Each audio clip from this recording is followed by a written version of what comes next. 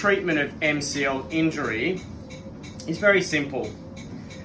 When you injure your medial collateral ligament, which is the ligament on the inside of the knee, this can be either verified by what we call muscle or ligament testing, a valgus force to test this, or an MRI.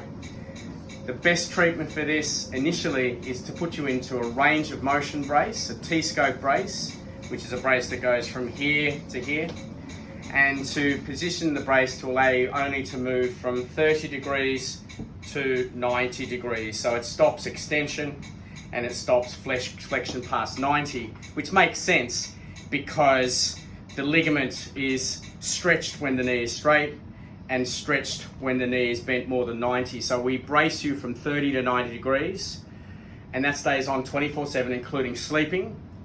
And also when you go to shower, you can take the brace off, obviously, but you need to keep your knee bent so it doesn't straighten, because that will stretch the fibers. And if you leave that on for 4 to 6 weeks post MCL injury, you'll always get a really good result, except for one specific instance.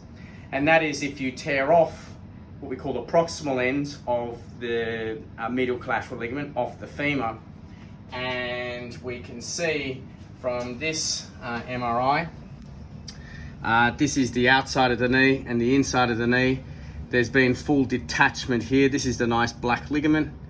And in this area here where the arrow is, it's come off the femoral end. And in that instance, unfortunately, these don't do well with conservative treatment and they need to be reattached.